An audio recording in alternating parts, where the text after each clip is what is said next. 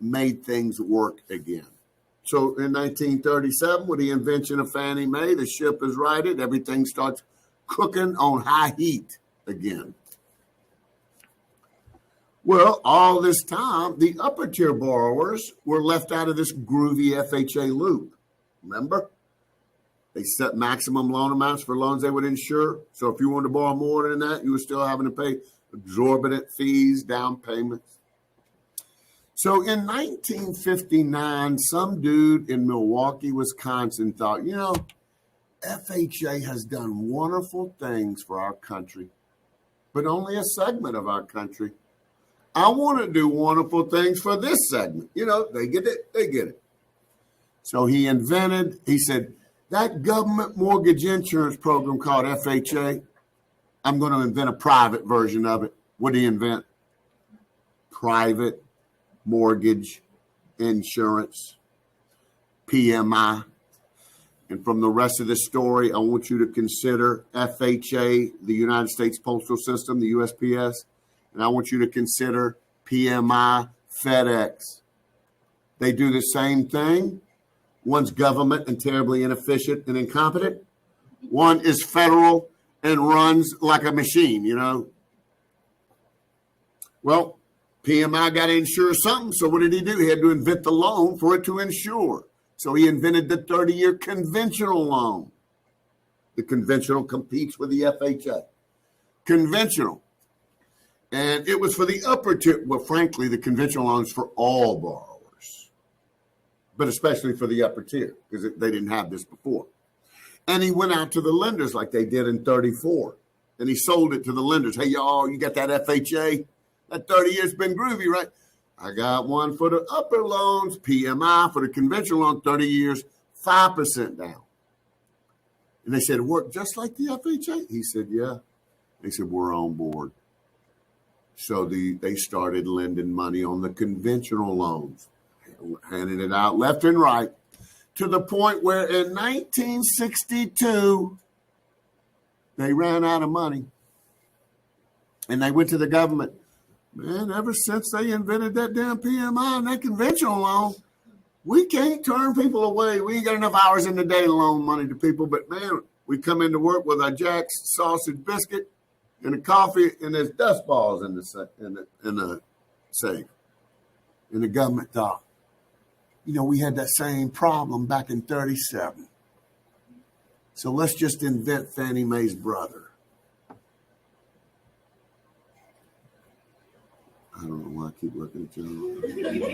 I don't know why. Freddie Mac.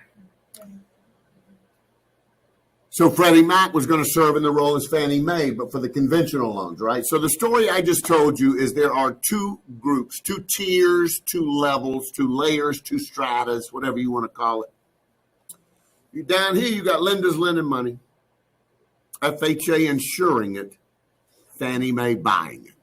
Up here, you got lenders lending money, PMI insuring it, Freddie Mac buying it. Same crap. Two layers. So now let me put my story up on the board. And I'm going to take that layperson story and put it in the nerd words. Because what I just described to you is the fact that that's too thick. That's what she said. There are three financial intermediaries in the mortgage world. Three financial intermediaries.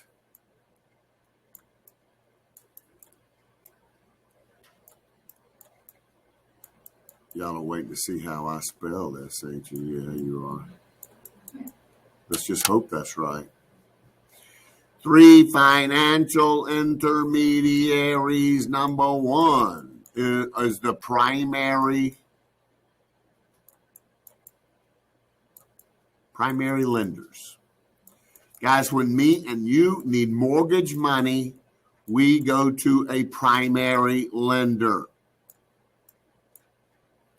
There are two subgroups of primary lenders. There are institutional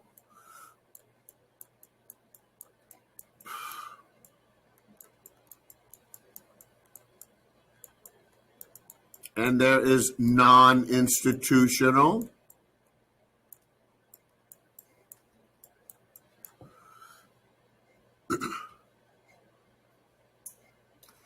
Institutional is the nerd word. The my and your word for institutional is retail.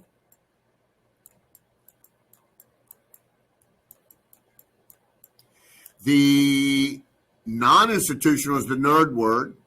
The my and your word for non-institutional is wholesale.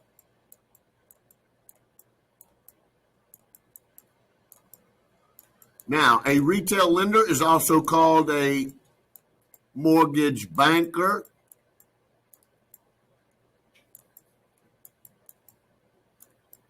And wholesale lenders get their money to the public utilizing mortgage brokers. So if you didn't know there's a difference between a mortgage broker and a mortgage banker, you're about to find out.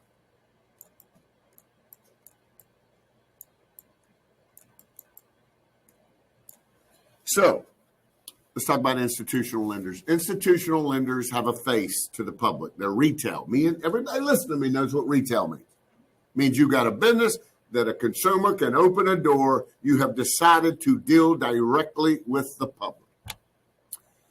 So you don't have to write this down, but it's going to help me continue with my example. Wells Fargo is the largest retail mortgage banking lender in the United States. And in case you don't know, Wells Fargo Mortgage is completely different than Wells Fargo Bank. Wells Fargo Bank contains our checking account, our savings account, our certificates of deposit. Wells Fargo Mortgage loans out investor money, and they want a return on it. Completely different sets of rules, almost 180 degrees different than each other. So Wells Fargo Mortgage, they have shops all over the country, strip shopping centers, malls, freestanding buildings. You walk into Wells Fargo Mortgage, you belly up to a desk, you take a mortgage loan application with a Wells Fargo loan officer. They have the property appraised, they underwrite it, they approve it. You show up at a closing, and there's a check for the purchase price to be given to the seller, and Wells Fargo's name is in the left-hand corner. Why is Wells Fargo's name in the left-hand corner? Because they're cutting the damn check. They're spending their money. And then, you know what? Right after the closing, what happens? Mortgage promissory note, stapled, put in the box.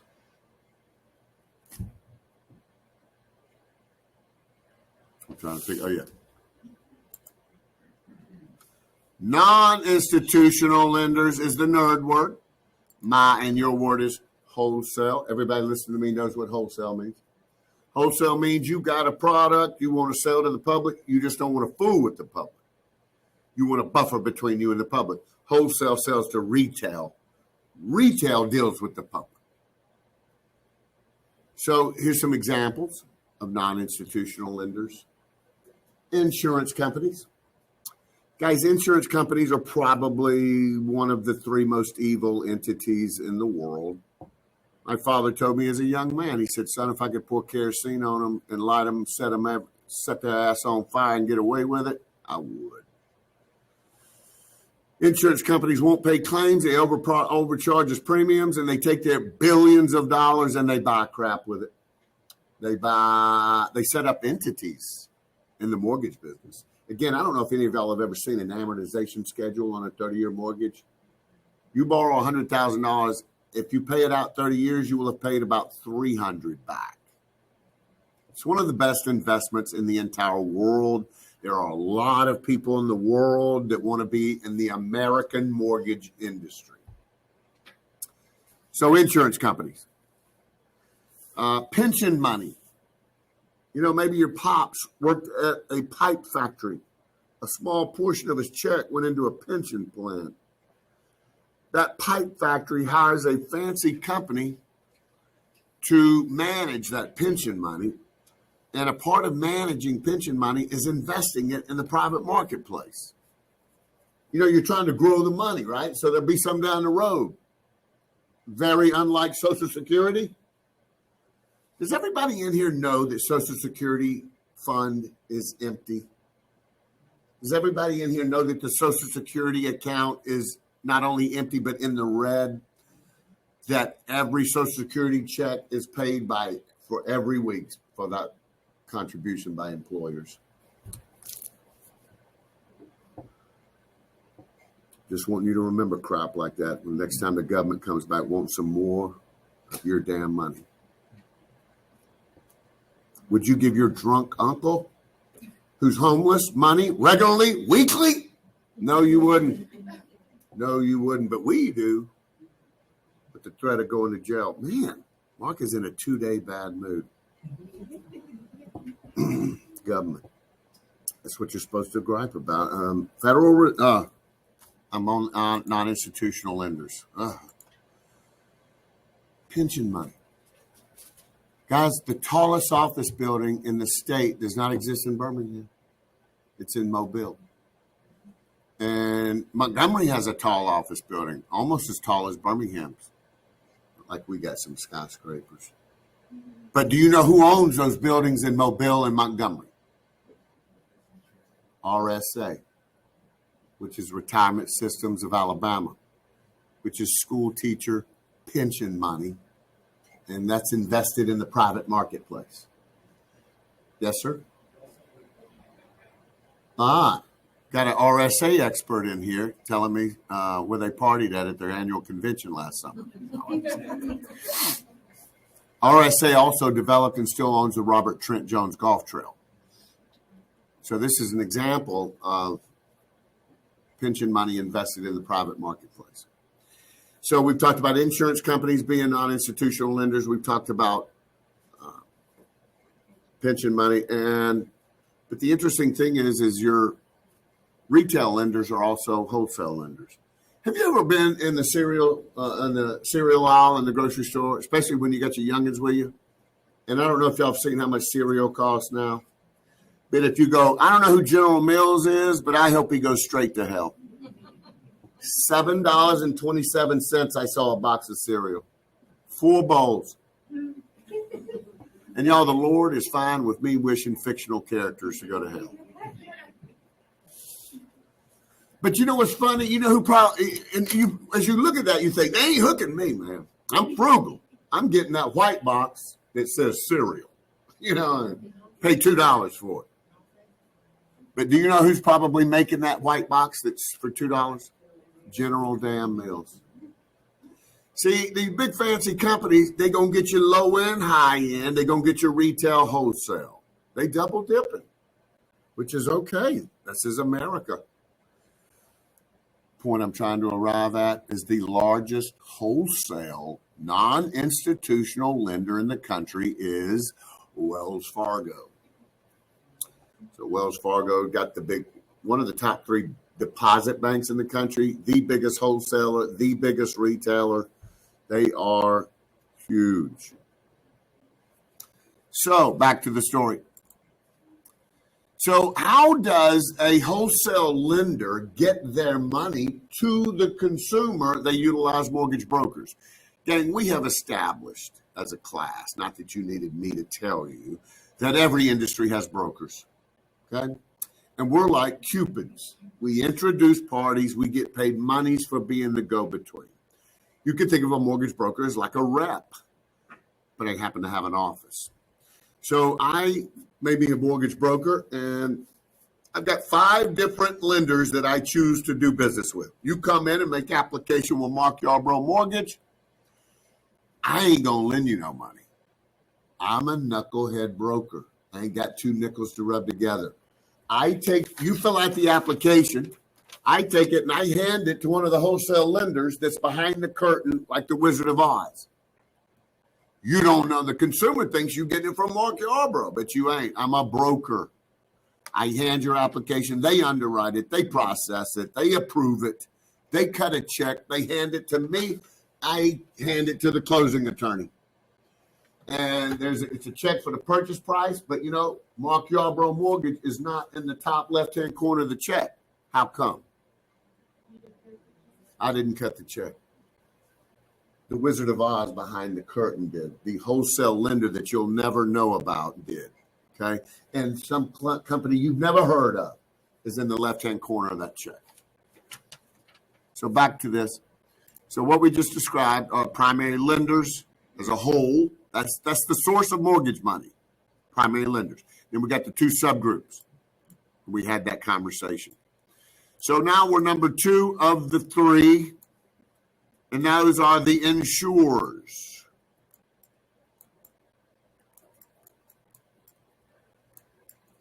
That's your FHA, your PMI, your VA. Then you got your third group, and that's the group, the secondary market.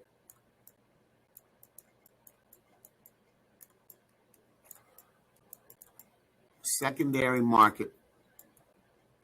And that is your Fannie Mae, your Freddie Mac, and your Ginnie Mae.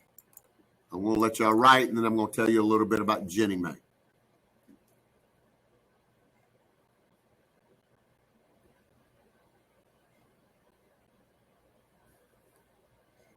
As Ginnie Mae works with HUD.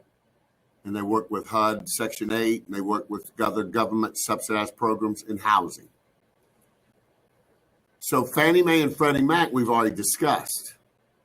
So you might have a question. Fannie Mae and Freddie Mac, y'all, are publicly owned. Me and you can buy stock tomorrow in Fannie Mae or Freddie Mac. I've made a couple of shekels off of Fannie Mae and Freddie Mac. Ginnie Mae is a government-run program. And you know what? You don't even have to write it down, because what's the G going to remind you of? Government. So you may have a question and say, in the secondary market, which one's a government entity? Ginnie Mae. Used to be Fannie Mae, Freddie Mac, and Ginnie Mae were nicknames. The official names were Federal National Mortgage Association. Freddie Mac's was Federal Home Loan Mortgage Corp. And Ginnie Mae was a government national mortgage association. For whatever reason, after the recession in 2008, by 2009, they decided to make the nicknames the official names. So Fannie Mae, Freddie Mac, and Ginnie Mae are the official names. Guys, look at this before I move on. All 3 of these are interdependent upon each other. If you were to pull one out of the equation, the current system would collapse. Lenders cannot afford, from a peace of mind standpoint, to loan large sums of money to individuals unless they got somebody promising to make them sleep good at night. And they couldn't lend large sums of money to many individuals over sustained periods of time if they didn't have somebody buying boxes of loans from them, resupplying them with cash. So again, all 3 of those interdependent upon each other. So the Federal Reserve System, right here in the middle of page 234, is the mama and daddy of the banking system. They are the regulatory body that establishes the rules and regs that banks have to comply with. I do want you to highlight the second paragraph under the Federal Reserve System. There could be some information in that paragraph important on a question.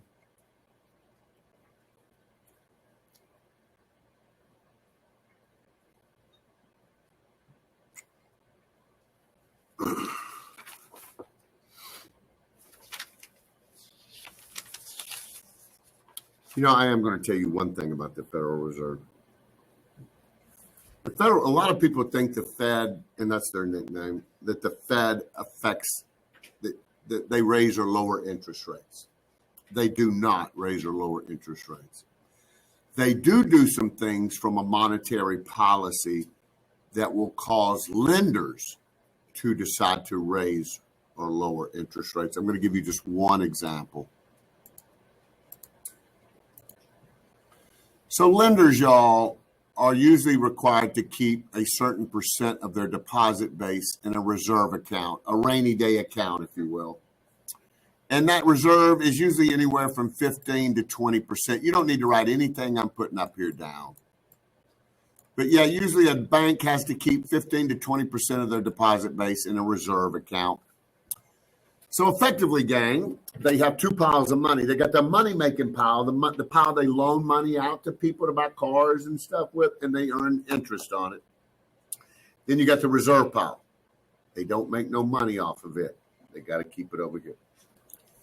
So sometimes, guys, the Federal Reserve, utilizing economic indicators like the Consumer Price Index, we talked about that last night, they will see a situation and feel like they need to do something. Because when an economy's been too stagnant for too long, it needs a little adrenaline. And when it's been too aggressive, too good for too long, it needs the brakes to be put on. You know, you can't have an economy go unfettered for too long. It'll end up in collapse. So let's say in this little example that the current reserve requirement is 16%, and the Fed sees something and they want to make a move. They want to raise the reserve requirement to 17%. So they send out a memo early one morning telling the banks, we're raising the reserve requirement to 17%. Effectively, what they got to do is go over to their money-making pile, make a small cut, push it over into the reserve pile. You with me? So what did this do? This made their money-earning pile smaller, didn't it? Did their bills get smaller overnight? Did their stockholder expectations get smaller overnight? Hell no. So they've got to try to generate the same amount of monthly revenue, but yet with a smaller pile of money. How would you do that? I don't know why. I'm going to take a damn picture of y'all and put it on the wall and talk about y'all for years. I had zombies in my class. That makes the bank have to raise interest rates, right? So you see that the Fed didn't raise the rate. All they did was raise the reserve requirement, which made the banks have to raise the rates. They could do the opposite, y'all. Maybe it's 16 and they decide to lower it one day to 15. And they send a memo out. And the banks get excited. They come over to the reserve pile, make a small cut, push that into the money-making pile, and now they're excited. They start advertising on TV and radio. Come on in. And every bank start advertising. You know what advertising amongst competitors tends to do the cost of a product?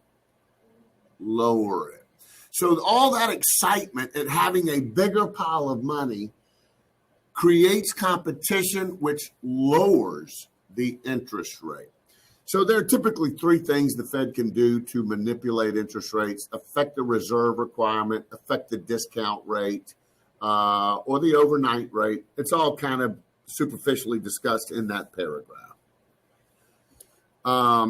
I told the story because that's how my brain learns. Again, some people are dyslexic. I'm something. I don't know if they've discovered it, but I do struggle to learn.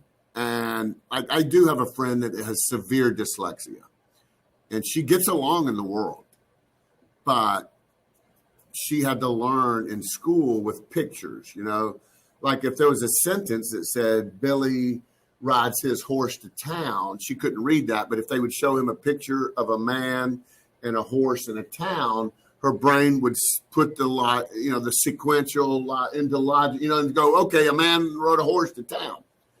I kind of have to learn like that. If I see this, I look crap up, I go back in time and look at the history, and I put together a movie in my head, and I can understand it better. And I didn't make any of that crap up. When I say I just put together a bunch of stuff for a movie. But by telling the story, and this is why I need your brutal honesty, the virtual students can't answer. Did that story help you understand this stuff better? Because I am going to stop telling the story if it's not helping people, because it takes a long time. So you think it's worth hearing the story? Because sometimes I'm telling the story and I look out and dudes are rolling their eyes, man, and go to sleep. I'm like, shh. So, but it relieves me from having to explain everything in the book. We just discussed the primary mortgage market. We discussed the fact that the primary mortgage market has institutional lenders, non-institutional. They don't segregate those over the next two pages while they give you examples. They include non-institutional and institutional in all these examples. You got savings, you got insurance companies, credit unions, pension funds, endowment, investment group, et cetera, et cetera. You've got at the bottom of page 236, the secondary mortgage market. We discussed them. Your Fannie Mae, your Freddie Mac, your Ginnie Mae. What was that movie that came out right after the recession, like 2011 or 12? It was a not safe for work movie, but it was about the mortgage crisis. Who? The Big Short. That's a wonderful homework. The Big Short. Write it down. It's got some cursing, some cocaine use, some drinking. Okay, because the mortgage company, they were making money off our backs during that period of time, and they was throwing down. I think there's some popular people like DiCaprio. Is he in it? Yeah, I think there's some popular people in it. Oh yeah, that's a good one too. But anyway, yeah, I forget who the Big Short. There was somebody in that one famous. Ryan, somebody. Christian Bale, yeah, okay. It's a good movie. It's a movie you'd watch with your old lady on a Friday night. But it'd be good homework, you know. So here we go, gang. See, I'll go ahead and explain that to you in case you don't know. This was the reason for what happened in 2008. If you have a knowledge of what bonds are in the bond market, then you have no problem understanding it. But a bond is like a loan. If I'm a city, the city of Huntsville, the city of Elba, the city of Trussville, we decide that we need a sewer project and we need $275 million to put sewers on this side of town. A city is just like me or you. It can go to a bank and borrow money. But you know why cities can't borrow money a lot? They got credit too. It's called a bond rating.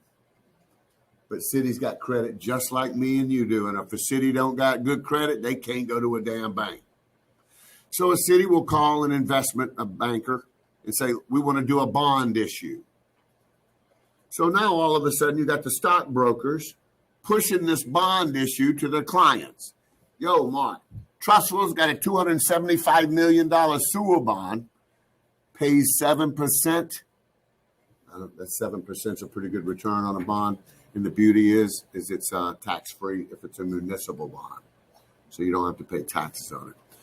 But the point is if I'm as an investor, I can invest in stocks or bonds, So let's say I'm interested in this municipal bond.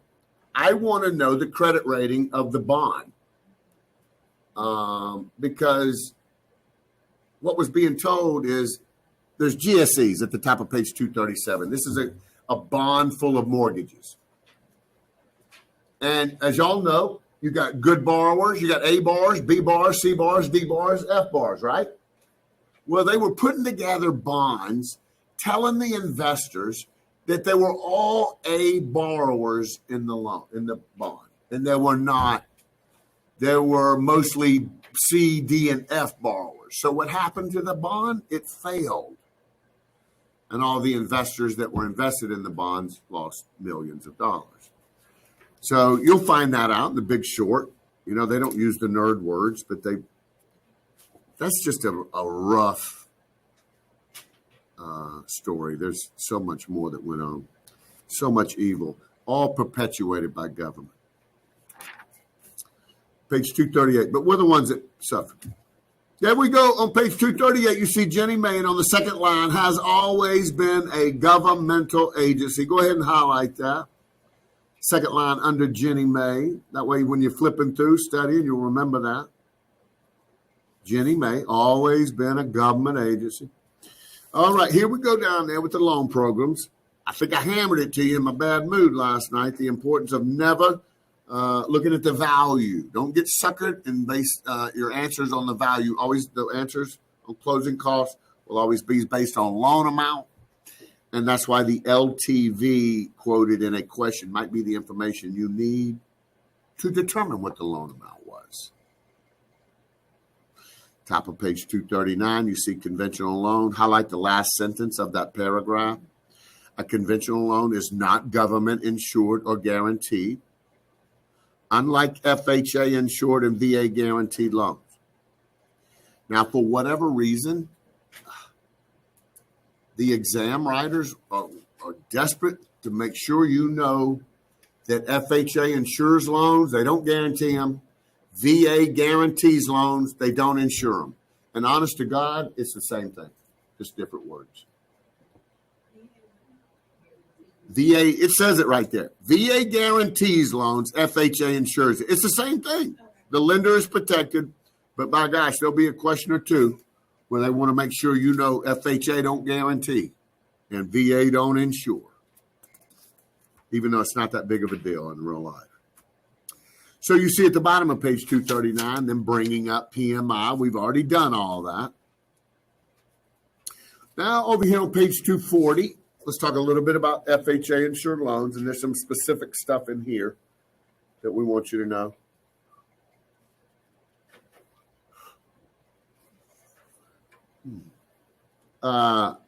The second paragraph under FHA insured loans, highlight that first sentence.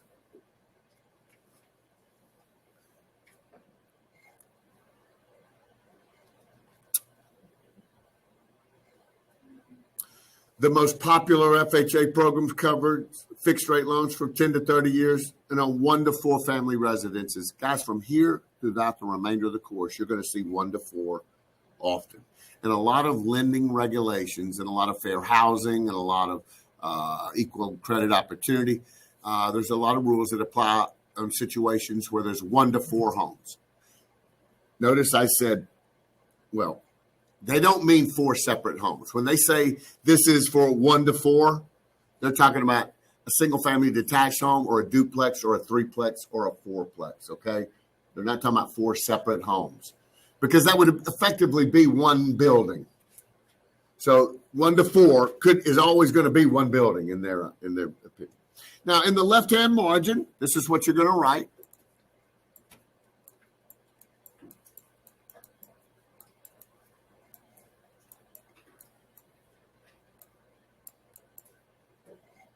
The FHA 203B is the most popular FHA loan product.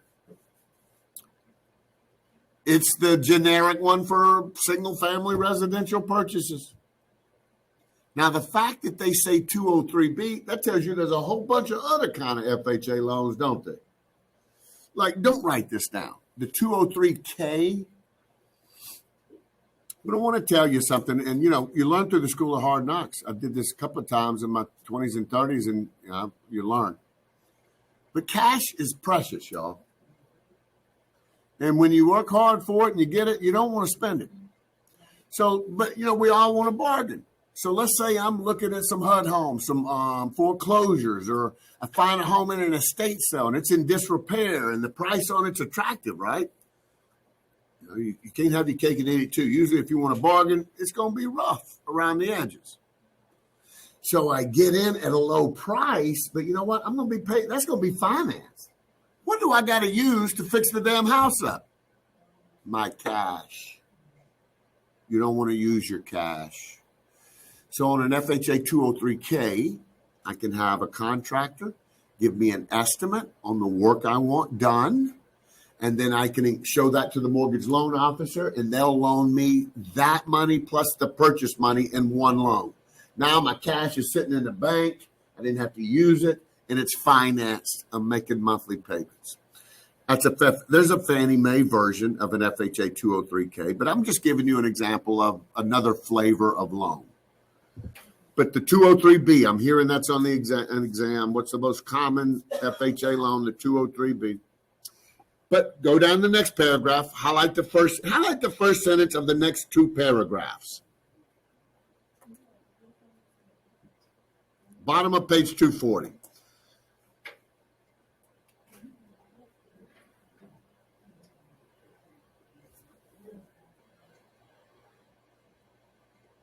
Oh,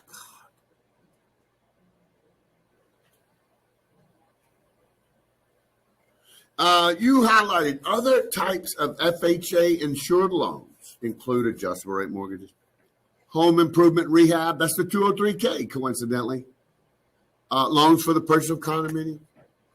And then the next sentence you highlighted says currently a borrower can obtain an FHA insured loan with a down payment as low as 3.5% on a 1 to 4 unit structure, and certain closing costs can be folded and financed.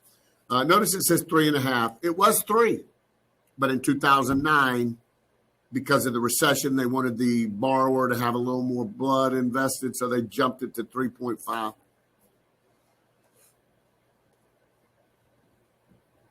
Over here at the top of page 241, highlight that second paragraph. It's really just one sentence. If the purchase price exceeds the FHA appraisal, the buyer may pay the difference in cash. In fact, that's what's got to happen if the deal is going to close. Guys, the appraisal is to protect the lender. Just because someone made an offer on a property and someone accepted it does not mean that's what the property is worth to the majority of people. So that's what an appraisal is. I'm getting ahead of myself. That's another chapter coming down the road. In fact, it may be next. But an appraisal is an opinion of value. There's no way scientifically you can determine the value of anything in a free market enterprise where everything is flowing based on supply and demand. So an appraiser will appraise a property and determine today what it would be worth to the majority of people. And if that appraised value is less than the contract, let's say the offer was 100, the accepted offer was 100, the appraised comes in at 94. That deal is not going to go if the buyer does not pay the difference between 100 and 94 and add that to their down payment. That's what you just highlighted. They mention, again, discount points, but it's kind of used in a different context. What I want you to do is highlight the third sentence. As of November 2009, just know a seller is limited to 6%.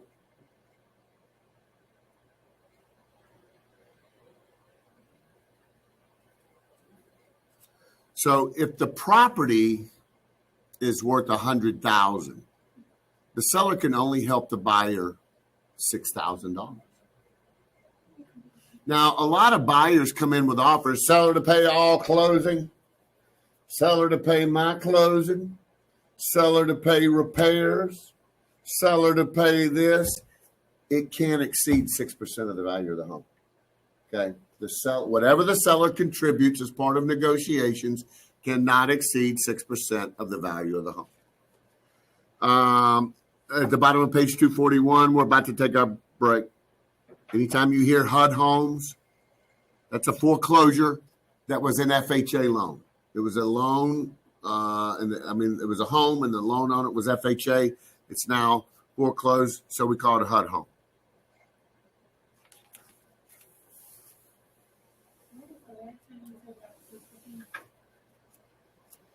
I said a lot of things about that. The seller, you were talking to your friend. The seller cannot exceed 6% of the value of the home when he's helping out the buyer. So if the home's worth $100,000, the seller cannot give more than $6,000 to the buyer's effort to buy the home, as far as closing costs, repairs, all that. Now, we're going to take our break. I don't want to get started on this and have to cut it off in midstream. So let's take our break. Let's do this. Hold on one. I got 6:56. We'll do 7:11. Gives you a full 15 minutes. Hope y'all enjoying these 15-minute breaks. Do you think the breaks are too long? No, I think they're good. Just going to use on a specific time, too.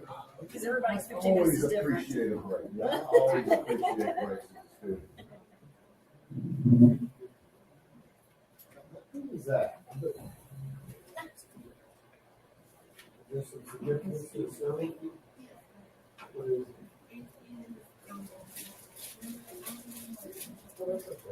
I knew there was. But I know if the marriage here. I would make that. He would. Roll Star. I was gonna say, my father killed a bear with his son. He was out in the woods and he was just grappling for something. He got the bear in the eye with it. But he ended up dying in the thing. So I saved that life. My father used to kill a bear.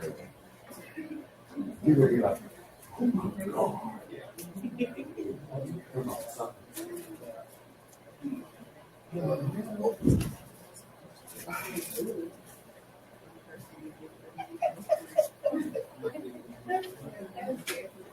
Yeah, I don't know. Hey y'all, I found this. What is this? What was this cord they use for? Usually you got a USB on one end and you connect on the other. What is this?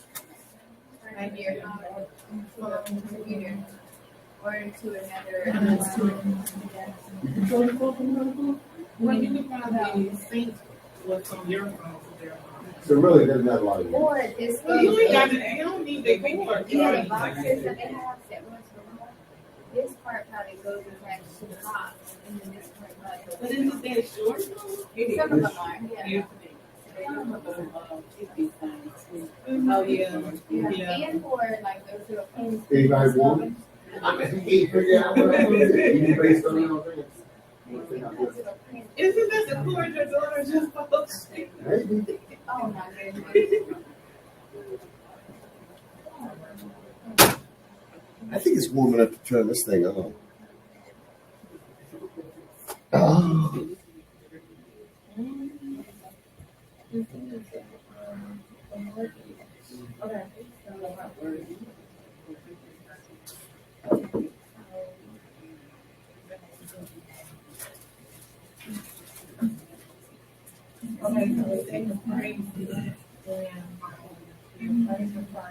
You know, I wonder why some ceiling tiles. They couldn't have been in this building back when there was smoking going on. So why would a ceiling tile be yellow in the modern day? I'm just thinking out loud. But seriously. If they, no, if they're party with more, it's something like Is there anywhere in this building I can purchase No, but I have an extra one that I can give you. Are you sure? Yeah, I mean, we just coincidentally, I think we got 3 in the office. I'll bring it. Oh, thank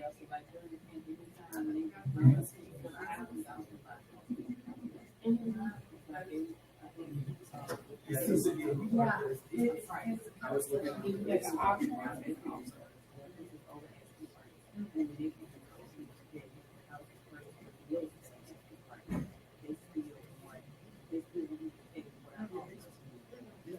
no one worried about you. No, no. If it's not. What if it's not even being done? You have to catch it. So they won't. From here. Okay. But then hold them on and drop. Nice. Thank you. Uh-huh.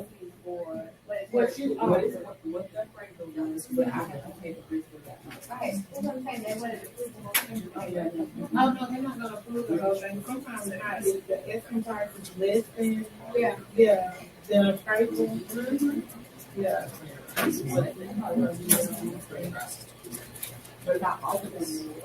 But what I thought, because when I first put it in, I thought it was less than what the appraisal price was. My friends do that to me when they come to my house. I just find It was, what I open said up the cabinet in the kitchen, it find was something out of the less basement. than that was approved because it's not the amount of what the appraisal was going to have to be now. Yeah, and then she's like, out of pocket. Yeah. But I thought She that goes they out. would give you like, you get an appraisal. Oh, I've been That's not having really that. how it works. I thought that's what they gonna Why do. because I did get a But they big automatically give it. Nobody was just in the house before that, I had after to that, hear before that. the. That's your conscience. Yeah, that's what he just thought. That's crazy. It's your conscience. Hey, I'm thinking the same thing. I was gonna do it too. Because if I put more into my house, like if I do renovation, before already, yeah, I'm gonna charge, I'm gonna sell it for more than what the extra. what their purchase price. Some people really go off their trip. You brought your own little space here. Check it out. Yeah, he was kidding me. Check it out where it sit too, with the plug was. Get another. I wouldn't give them. Only problem with a space heater out, they will put me. Yeah, Yeah, that's what they're. They do. I mean, I would, if I want to sleep good, I put me a space heater on. So, I didn't know Hey, what's that? this is before they changed Virginia. Oh, is it? Show me what it is now. What do you mean? Yeah, so, Virginia comes right this. So this is from old days, maybe. So how do you know that? Because you lived in Virginia? How about that? Do you know, it's not even a disputed fact, Alabama actually owns the Panhandle. And they screwed something up in the charter and all that, and we don't have it now. God, That was gonna be that. Oh, definitely. Interesting. I got a question. Shoot. Who taught you that word game? What? Who taught you that word game? What word? Game. Yeah. Yeah, you always say game. That's right, game. Oh. Somebody taught you. No, I have, but it's hip. Oh, it's a new hip word? It's like it's hip. I wouldn't expect you to say So is gang a hip word now? I didn't know that. gang, gang. Don't I mean, I didn't say gang. No, Right, but yes, Like you have to say gang, gang. yeah. Yeah, gang? Like whenever he It's says like that. Yeah. Oh, I'm just talking about that. I'm just Not talking nothing like that. Yeah. Not nothing like that. What does that but I think mean? It's a hip turn. Like, Interesting. So what do they mean when they say it? Everybody feel people when they go to sleep, they're like, I like to sit over here. Like, I don't You know. know. I don't Find know. out. Okay. Because if it's, if the modern terminology, modern definition,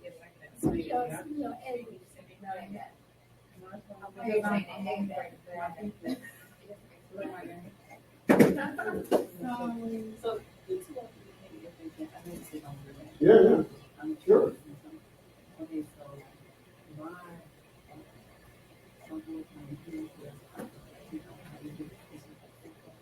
Okay, sure.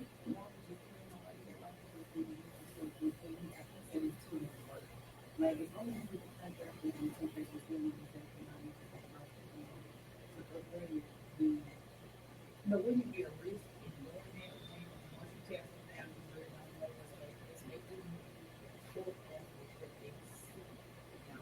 You know, if your brother's still borrowing the money, right? Which is cool, as long as his plans are to sell the property and pay it back, you know? Because if I had the cash and I could buy a property with a credit card versus getting an FHA loan, I would do that. FHA loan's 30 to 60 days. You know, I gotta get an estimator, a contractor to come out there and give me an estimate. They might not call me back for 5 days, you know, and then my credit, and they running my credit, you know, and I got down payment, and it might just be easier and slicker doing it the other way. But I see why you're asking the question, because you're right, cash is important, but that's technically still a loan with a credit card. Yeah. I like wheelers and dealers that make stuff happen, you know, credit cards and stuff. But when you got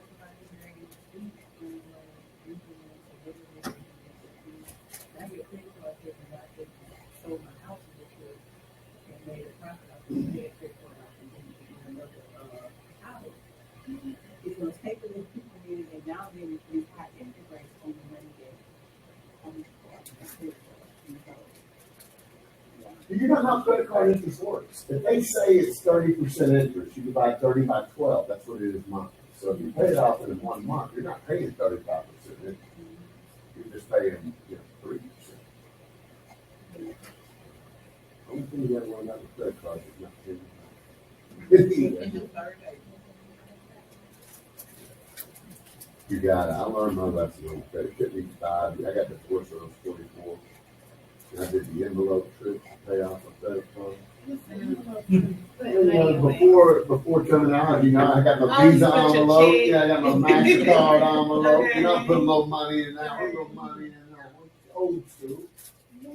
But, I scrimped, I sacrificed, I cried, I went without, but by God, I got it paid off. And when you work that hard, you ain't gonna do it. I'm in that boat right now, I'm paying mine off, and I'm recording left and drop away. Well, don't I mean, close yeah, it. too, but I'm Don't like- listen to it. Don't close it. Now, it's okay. First of all, everybody should have a little $250 saved from Costco or Walmart. Put it in a rubber band. Get them out of your purse. But don't close the account. When you close the account, it lowers your credit score. Okay. So if you've got good account history with it, yeah. The minute you close it, you cut that history out of your score.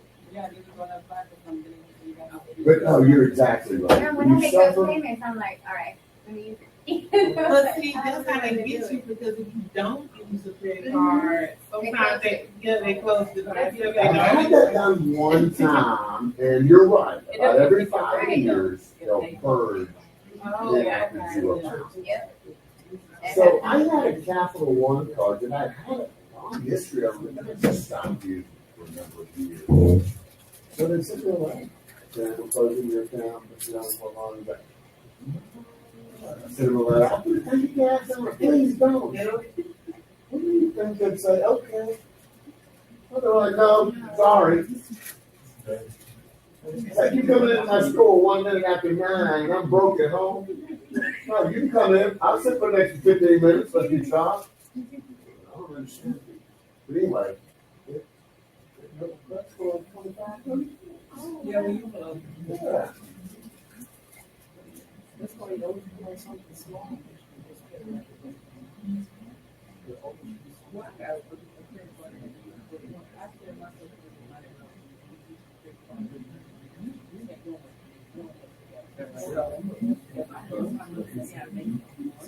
Yeah, I own a lot. I don't know my kids, I own you on my credit card.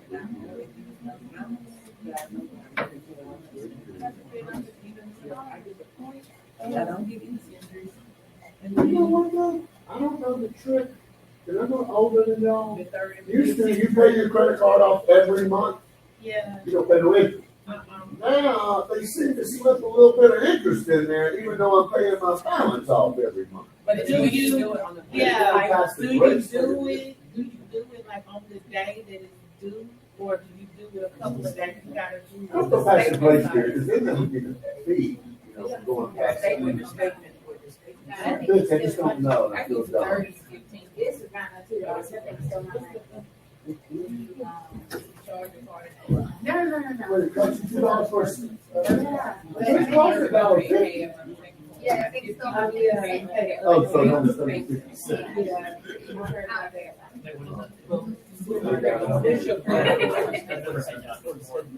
I think it's time to go. Let's go. Whenever I do Was this our first hour? something, Oh, it felt like that was our second hour. I was getting a little excited for a second. It was our second hour. What are you talking about? Send her around, sleepy.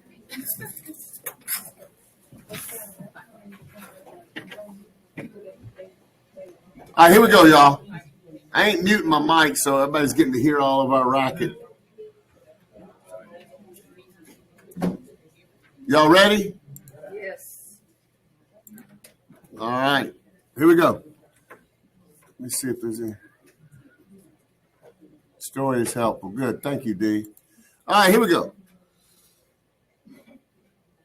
We're on page 242. I've been getting the hiccups lately for some reason at night. I don't know why. But VA guarantees loans. We just went over the guarantee insure thing. It's effectively the same thing. I don't know why they're so concerned with us getting the language right, guarantee versus insuring. They're both going to make the lender whole if the lender loses money. VA just does it exclusively for veterans, okay?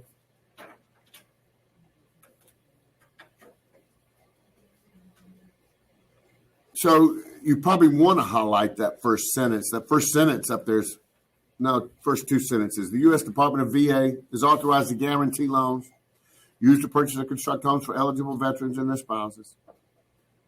Underline what is in parentheses. I've heard from a few students. This is on the exam, including unremarried spouses of veterans whose deaths were service related.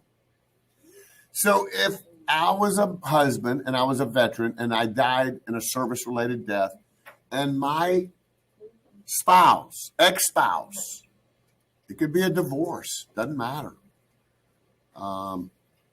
They get to use my VA benefits as long as they don't remarry. So at the bottom of page 242, I want you to highlight certificate of reasonable value.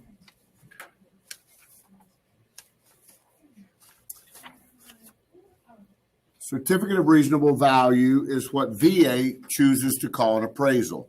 All of us in the business wish they would just call it an appraisal, but they got to be fancy.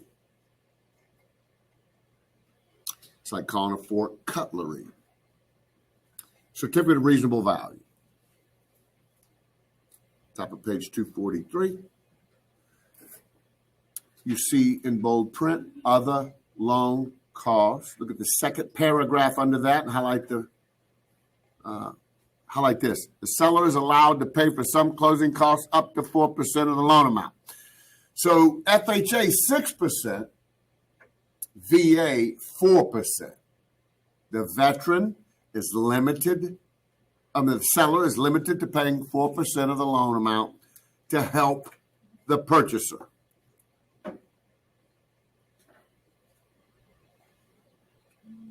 In the middle of the page, highlight the prepayment privileges sentence. I told you this last night, but now we get to see it and highlight it. FHA, VA, and your conventional loan, your 5% down conventional loan, you can prepay without a prepayment penalty.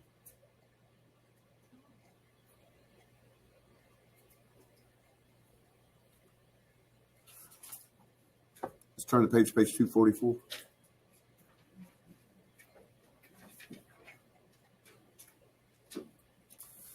They're not testing on package loans, so go ahead and cross it out.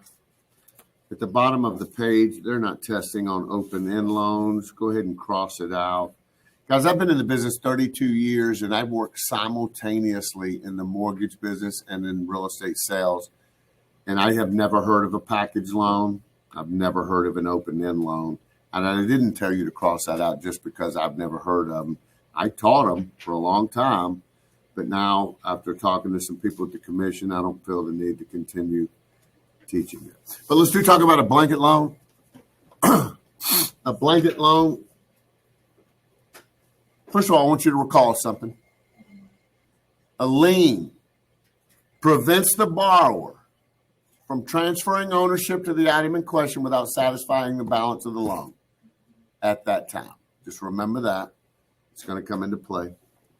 So let's say I'm a developer. I see 60 acres. I want to develop a subdivision. I close my eyes. I see Ashley Estates. I buy the 60 acres. Maybe they want $2.1 million. I pay them the money. And I get this could be interesting. That's not a mortgage. That is a bank loan. A developer would get a bank loan.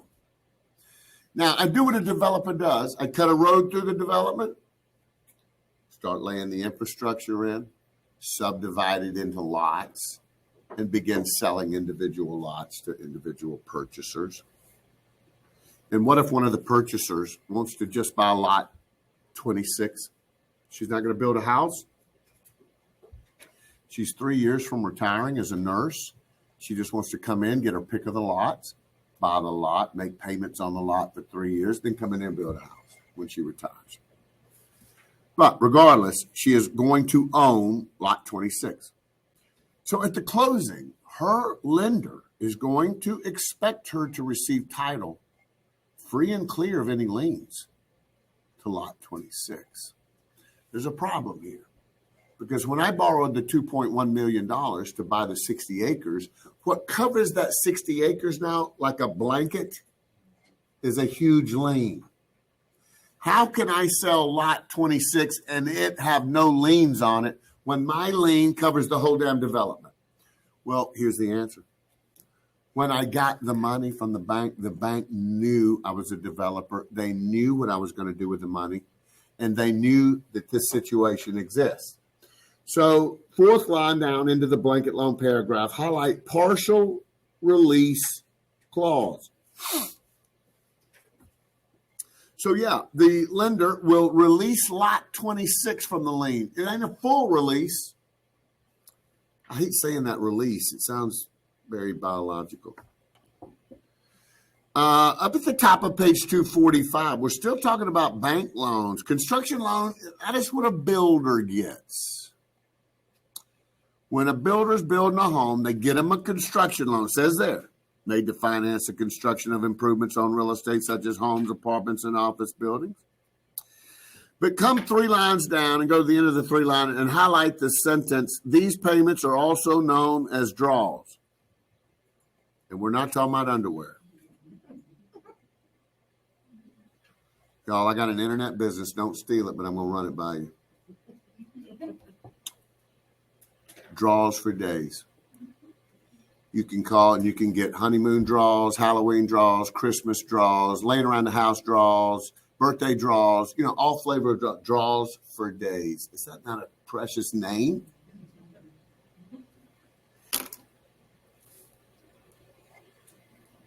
Typically, a builder will make about 20%.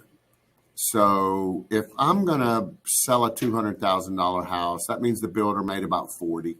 So they got about 160 in it. Again, that's assuming they sell it month 1. The longer it sits on the market, the less they make. They're having to continue to pay interest on the loan while it sits on the market. It takes about 1.5 years before a lender starts losing money. I mean, a builder. So let's say I need that $160,000 to build a house. The bank ain't going to give me $160,000. They're going to give it to me in draws, stages, if you will, of construction. They'll give me a draw to build a foundation, and then they'll, to raise the property, put the foundation in. They'll give me another draw to pull it out of the ground, frame it, et cetera, et cetera. What I want you to write in the left-hand margin is temporary loans not covered by RESPA. I'll put RESPA so you see what it is. RESPA is spelled R-E-S-P-A.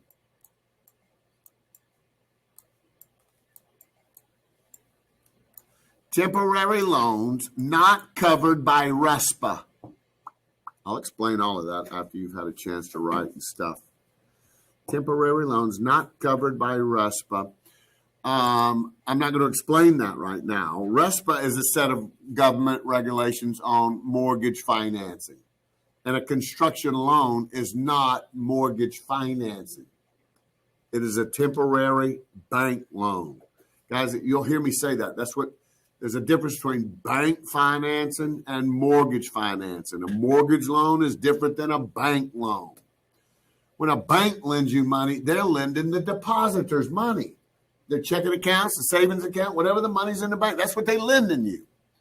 And it's harder to get a bank loan than a mortgage loan because banks, their mission is to protect the depositors.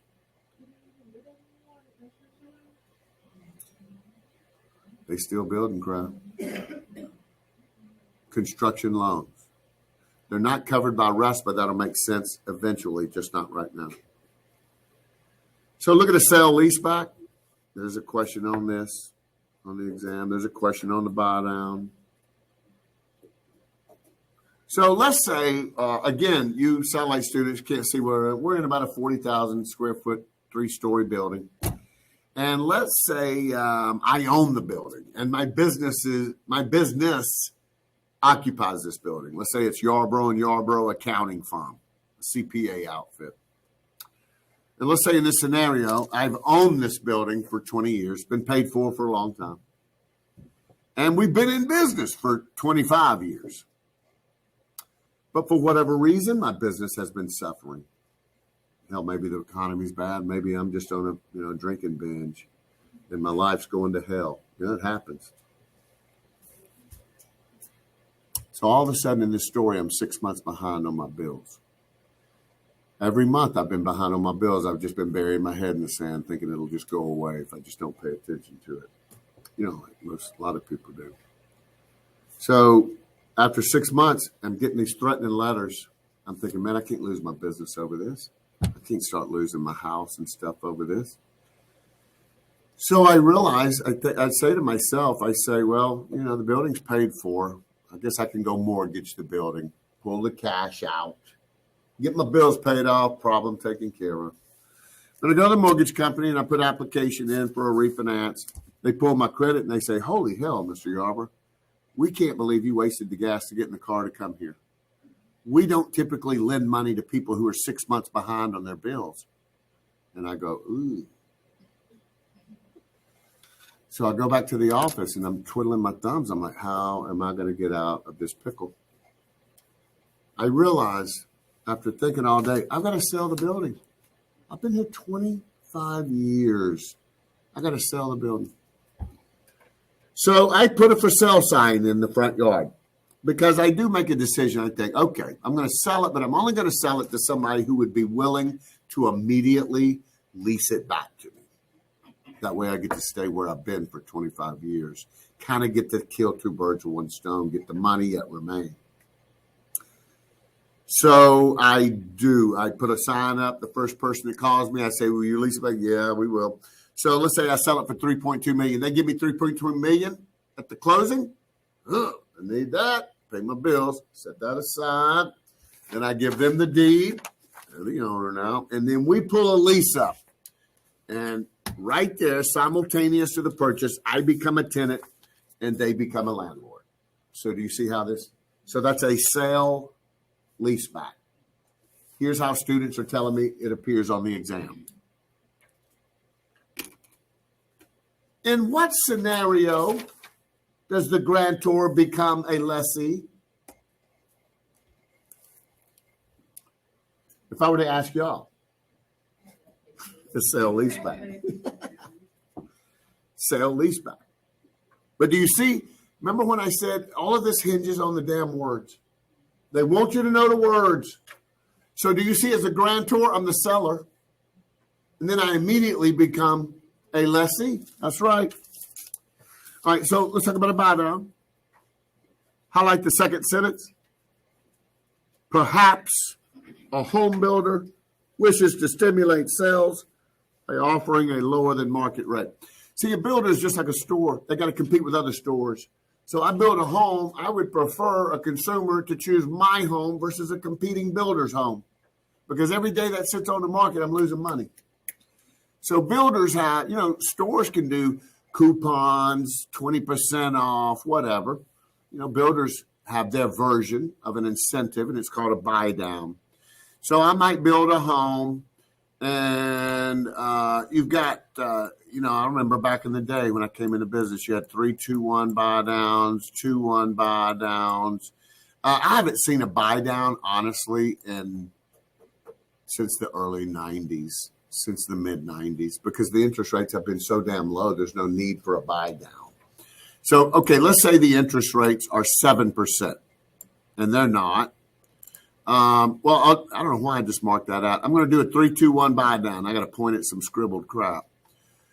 If the going rates are 7%, I might put a sign out in front of the yard, telling people, 3-2-1 buy down. Basically what I'm saying, and I'll say, call me about information. What I'm saying is I'll give you 4% interest the first year, because 7 minus 3 is 4. That's the 3. And then you'll have 5% the second year. Why 5%? Because 7 minus 2 is 5. And then you'll have 6% the third year. And then you'll come on board at the market rate of 7 and remain there for the remainder of your loan. But these first 3 years, I have offered you a financial incentive to buy my house. Now, the builder has to pay the difference between 7 and 3 and 7 and 2 and 7 and 1 to the lender. The lender don't get shorted. The builder has to pay the difference. But interest rates have been up until the last month or two. The interest rates have been 3.5%. How in the hell can you do a buy down when the interest rates are 3%? You can't give somebody 0. So you just don't see buy downs. I used to see buy downs a lot when I first came in the business, and you just don't see them anymore. Now at the bottom of page 245, the reason, look to the left. I told you to mark out open-end loan. The modern version of an open-end loan is a HELOC. You don't see people getting second mortgages anymore. Why go through the application underwriting process and getting a second mortgage and getting an amount of money and begin making a second monthly payment on that when I could just effectively open up the equity and pull off of it when I want to, like a credit card, and that's become much more popular than any other type of financing. It's called a HELOC. Yeah, it's home equity loan, line of credit, rather. Home equity line of credit, HELOC. You'll hear people in the banking business call it a HELOC, HELOC, home equity line of credit. Let's turn the page.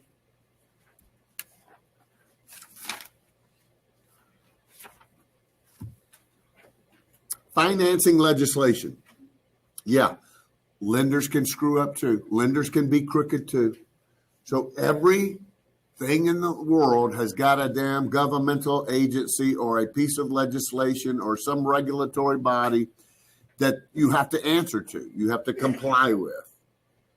So lenders have to respond to Truth in Lending. Now, Truth in Lending, gang, is one of the largest pieces of legislation in the country. If you lend money to anybody for any reason, your business is regulated by Truth in Lending. I may lend money to people to buy cars, for people to buy homes, for people to buy jewelry, furniture. Every type of lender is regulated by Truth in Lending. What the regulation Z means is this. Let's say, figuratively speaking, that the Truth in Lending legislation was put in a book form. And I'm a jewelry lender. I lend money to people to buy jewelry.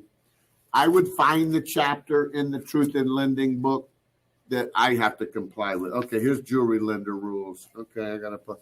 Now, if I lend money to people to buy furniture, all right, here's the chapter on furniture lender regulations. So Regulation Z is the chapter, if you will, in the legislation that applies to mortgage financing. I just did an analogy as though it was a book and a chapter, but you see it italicized. Regulation Z generally applies when a credit transaction is secured by a residence. What does secured mean? What does secured mean? Anybody know what secured means in financing? We talked about it for about 30 minutes last night. It means it's collateralized. Damn. Y'all better start doing the repetition. My God. Y'all know where you are right now. Remember when I said, think of the word secure. What is a security blanket to a child? Makes them go to sleep, makes them feel better. That's what collateral does to a lender. Makes me feel better about things, right? Kind of gives me a little guarantee, if you will. You're going to pay it back, and if you don't, I got something of yours of equal value. Think of that word, secured, means collateralized. So luckily for me and you, gosh, really, y'all, there's only 3 bullets about Truth in Lending you need to know. Only 3 bullets. And they're not difficult. You got to disclose the APR to the consumer, the annual percentage rate. You know what? I'm about to show y'all something that's going to save y'all a lot of damn money in your adult life at some point in time, and I'm going to do it for free. Watch this. I'm going to show you what APR means. So let's say I'm working with a realtor looking for a house. I find a house, make an offer, the offer is accepted. And my realtor says, I highly recommend you use Kay down there at Yellow Mustard Mortgage. And I said, okay. I called Kay. I said, what's y'all's interest rate? Fixed interest rate on money. And they say, 5. I say, okay. And, I don't know how you do, but I'm going to at least call one more just to see if that one's in line. So I call another lender. What y'all charging? They say 4 7/8, Mr. Yarber. I say, well, I'll be damned. The very first one I call got a better rate than who Kay referred me to. So I say, now I'm going to call another one. I call another one. Which are 4.75, Mr. Yarber. Now I'm mad at my realtor. Why in the hell is she referring me to the mortgage person with the highest rate in town? I'm thinking, you know what? They ain't going to get me. I'm going to the cheapest rate. So I go to the 4.75, and they charge me $8,137 closing costs. Had I gone to the 5%, they were only going to charge me $4,198 closing costs. That's a difference of $4,000.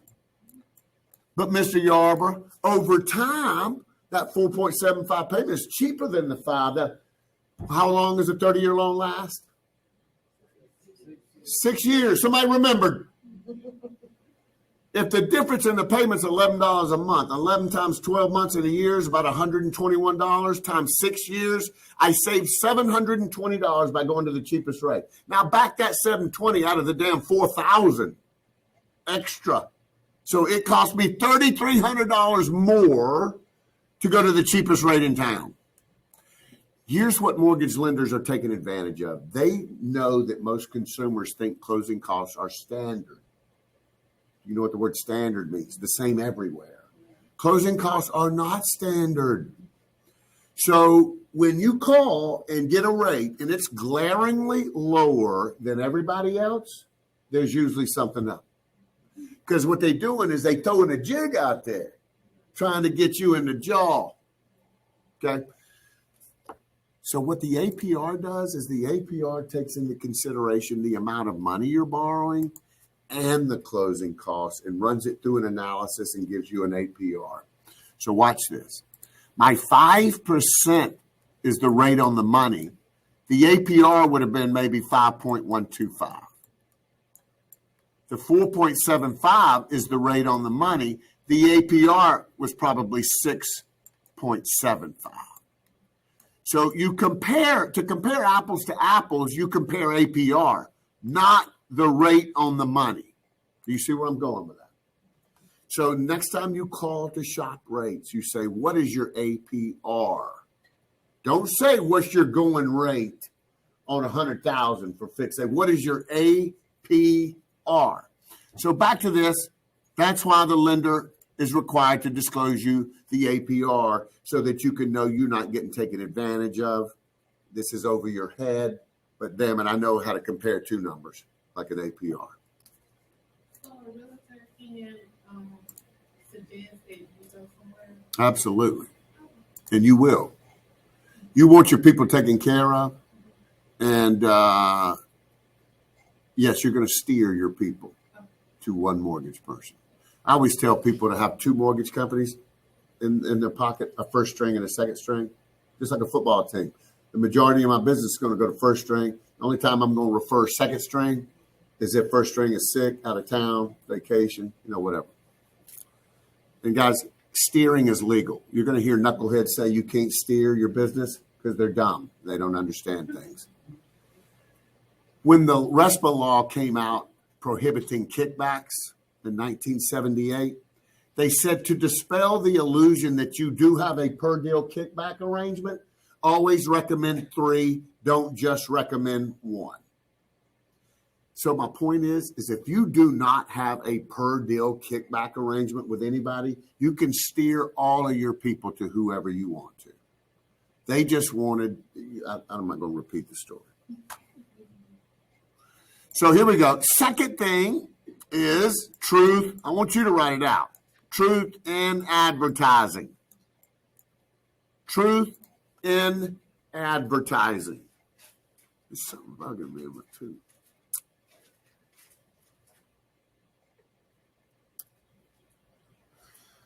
Picture a car commercial on TV. It's riding down the pretty mountain road. They flash the interior, show you the upholstery, the instrumentation panel. And then on the screen, $398 a month. But what do you see at the very end of the commercial? Full screen. Bunch of small print.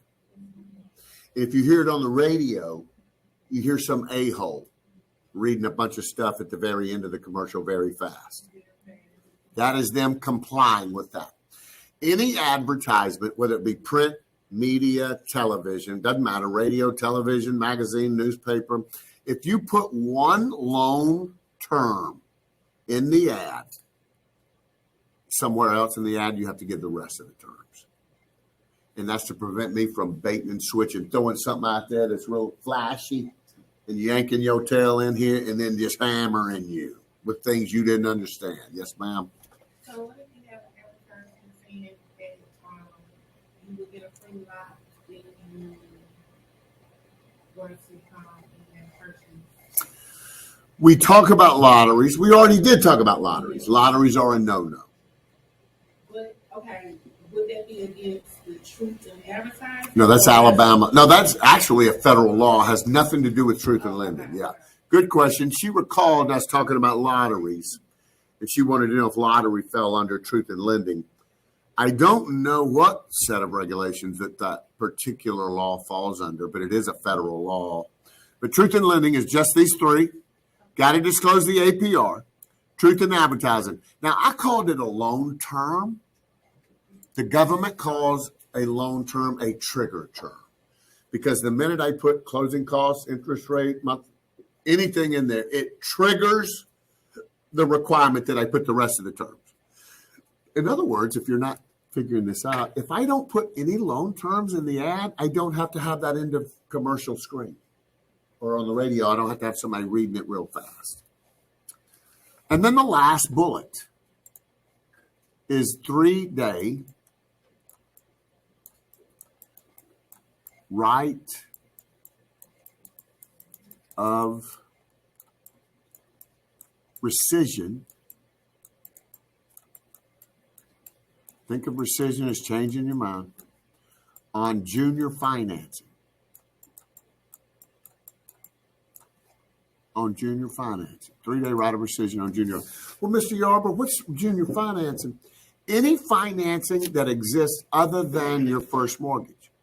So if I've got a first mortgage that I'm making payments on, if I've got a second mortgage, if I've got a HELOC, home equity line of credit, that's junior. Because in the junior home beneath somebody like a senior, yeah. Sometimes junior financing is called subordinate financing. Why? Because subordinate is beneath something in priority. Why such a rule? Well, this rule came about in the 70s, and we're different than we were in the 70s. We are different than our grandparents were. You know what our grandparents did? Lived within their means. And nobody got second mortgages. Nobody borrowed on their equity back then because equity was peace of mind for when you retired. But now we live beyond our means. We'll go open up a home equity line of credit just so we can get a damn power tool at Lowe's. We don't have the same priorities. So what I'm trying to get to is back in the 70s, if someone got a second mortgage, it was a rumor at church. Did you hear Jane and Bill got a damn second mortgage? What's going on? It was usually an emergency. And what do you often do in an emergency? Something you rush and you wish you hadn't done it. That's why they give you a 3-day right of rescission. You know, me and the old lady, we could get $40,000 second mortgage at the bank. We get home, she's looking at all the paperwork. Honey, you see all these damn fees and what they charging us? If you would call your mama and apologize for what you said to her at Christmas, she might loan it to us and we wouldn't have to pay all that. And I say, you're probably right. I call mama and I get right with mama on the phone. And then I call the bank, tell them to kiss my ass.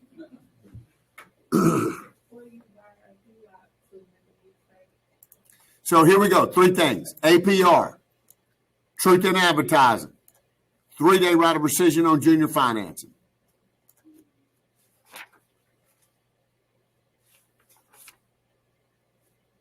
We'll be on page 248.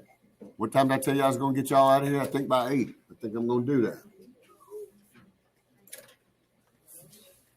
I'm not hauling butt. It's just when the chapter presents an early evening, I'm not going to deprive you of hanging out at the house with people you care for, you know? I mean, it's stupid, frankly. So here we go. Let's talk about it. What you talking about? What are y'all talking about? Y'all talking about finance? Yes, sir. Okay. On page 248, Equal Credit Opportunity Act. This is fair housing's first cousin. It is a set of protected classes in the arena of finance, not housing, like fair housing. What I want you to do is you in the left-hand margin, there are 3 statuses protected by Equal Credit Opportunity Act, not protected by fair housing. I want you to highlight them. And they are the 3 bottom ones: marital, age, receipt of public assistance. Guys, we are different. We are better than we have been in our past. Everything is. People are, cars are, and women didn't used to work. It wasn't normal that a woman worked really until the 80s and 90s. You know, if a woman worked in the 70s in the household, that was not normal. So when a woman would come in dragging her kids into a car lot that's got a sign that says, "We finance anybody," and the man says, "Well, are you married?" And she says, "No." And he goes, "And what kind of job have you got?"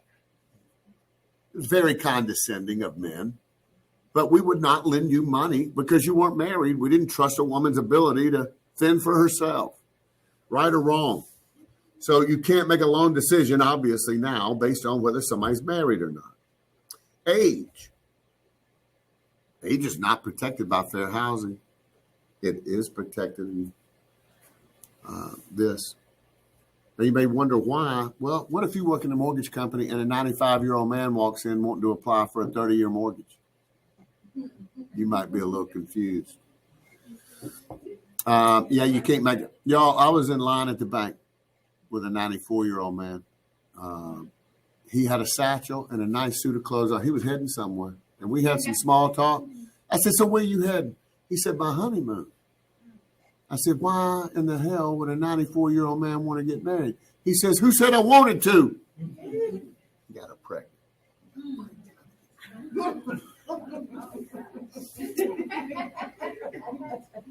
And receipt of public assistance. If you have ever applied for a loan, they ask you, "What's your job? How much money you make?" So if your income is public assistance, they can't discriminate the source.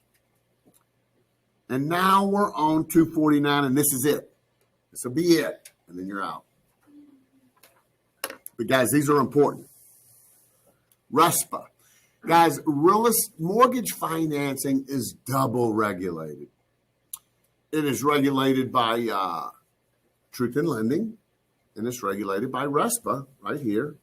If you talk to anybody that works in the closing department at a mortgage company, they'll tell you what a headache their job is because they have to make sure that they are complying with 2 elephant-sized pieces of legislation. And in fact, there's a lot of duplicity between them. So it's a headache. So there's 4 bullets of RESPA. Let's read RESPA. RESPA stands for the Real Estate Settlement Procedures Act. It is a set of rules on mortgage financing. But here's what I'm going to put up on the board. I gave you the 3 bullets for Truth in Lending. I'm going to give you 4 bullets for RESPA.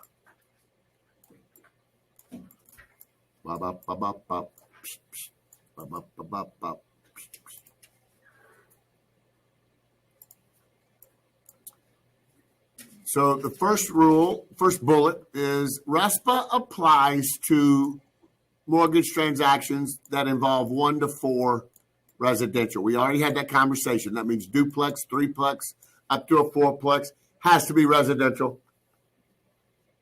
So if there's a question, if Billy is buying a 10-unit apartment building, does his lender have to comply with RESPA?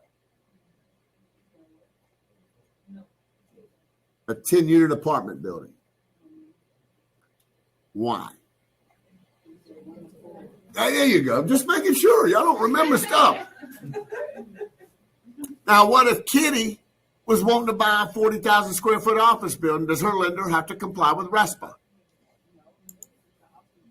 That's right. Office is commercial. Nice. Very nice.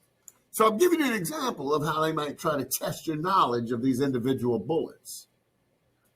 So that's the first bullet. Second bullet is got to be a federally related loan. In other words, did the government stick a toe in that loan anywhere?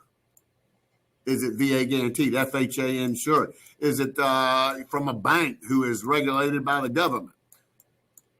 So here's how they will, and I've had students tell me, they'll have owner financing scenarios.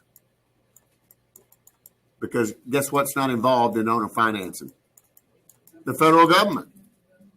So they'll have a question that says, Karen bought property from Tommy on a contract for deed. Does RESPA have to be complied with? They're hoping that you remember the 4 terms for owner financing: land contract, contract for deed, purchase money, mortgage, or installment sale. You remember we went over that? So that's a simple way. That's what I've been told from students, that there's a question where it's owner financing, but they're not going to tell you it's owner financing. They're going to hope you know that contract for deed is owner financing. So that's the second bullet. Third bullet, no steering for the purpose of a kickback. You cannot steer or recommend. Think about it. You cannot recommend other professionals because you got a kickback arrangement. Sometimes they call them illegal rebates. Kickbacks sometimes called illegal rebates.